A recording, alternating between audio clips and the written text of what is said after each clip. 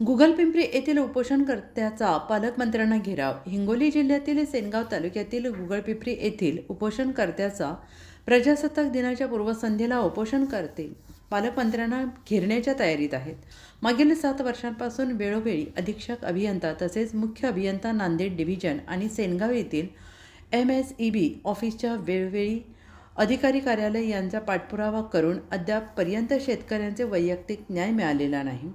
16 HPचे transfer Rana एंटरप्राइजेसकडून कोणतेही ठोस पाऊल उचललेलं नाही. त्यामुळे हवालदिल झालेले शेतकरी दिनांक 20/1/2026 पासून ग्रामपंचायत कार्यालयासमोर बेमुदत उपोषणास बसलेले आहेत.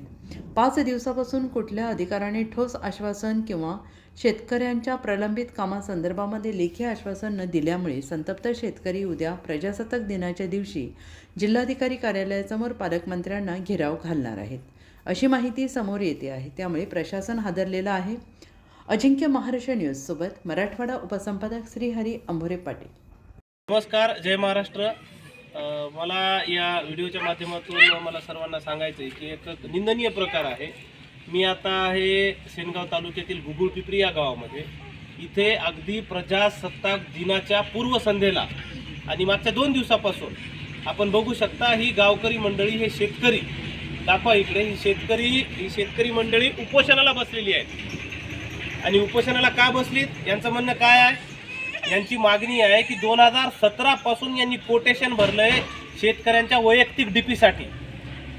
2017 पासून यांनी कोटेशन भरलंय, पण संबंधित ते राणा इलेक्ट्रिकल्स म्हणून नाशिकची कोणती तरी कंपनी आहे, त्या कंपनीनं काय केलंय की ज्या लोकांनी पैसे दिलेत, त्या संबंधित गुत्तेदारानं ज्या लोकांनी पैसे दिलेत आणि मागच्या लोकांनी यांच्या पाठीमागून ज्यांनी कोटेशन भरलेत त्या लोकांकडून पैसे घेऊन त्यांच्या डिप्या बसवून दिल्या.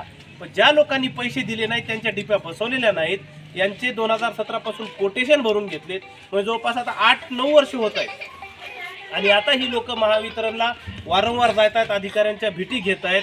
ते अधिकाऱ्यांचं आता म्हणणं आहे की सोलार लावा म्हणून. पण यांचं म्हणणं आहे की 2017 पासून आमचा प्रश्न आहे, आमच्या मागच्या लोकांना तुम्ही डिप्या दिल्या, तर मग आम्हाला का नाही? म्हणून ही लोक सगळी आज इथं उपोषणाला बसली. ते शेतकरी आहेत, यांच्या तोंडून ऐका तुम्ही या शेतकऱ्यांचं काय म्हणणं आहे.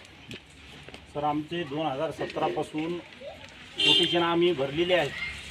तर आमची जे डीपी बसवायचा, तर गुत्तेदारानं जे गावातून दुसरे माणसं लावलेले होते त्यानं आम्हाला मागणी केली की तुम्ही 5-5 हजार द्या. तर आम्ही दिले नाही तर 5-5 हजार म्हणून त्यानं आमचे डीपी तसेच मागे ठेवले आणि ज्याने 5-5 हजार दिले त्यांना ते डीपी ते बसवून टाकली. तर ज्या दुसरा विनोदाचा भाग असा आहे, म्हणजे शोकांतिका आहे, एक डीपीचा तर विषय असा आहे की ती एक डीपी बसवण्यातच आलेली नाही, पण त्याचं बिल आलंय. ती बिल आहे आमच्याकडं. डीपीच बसवली नाही, पण त्याचं बिल आलंय. तर या व्हिडिओच्या माध्यमातून मला प्रशासनाला सांगायचे की आजच्या आज यांच्यावर जर काहीतरी तुम्ही तोडगा काढला नाही तर उद्या 26 जानेवारीच्या दिवशी हे सर्व शेतकरी तिथं हिंगोलीला येऊन पालकमंत्र्याला घेराव घातील, त्याचा रस्ता अडवतील. जय महाराष्ट्र.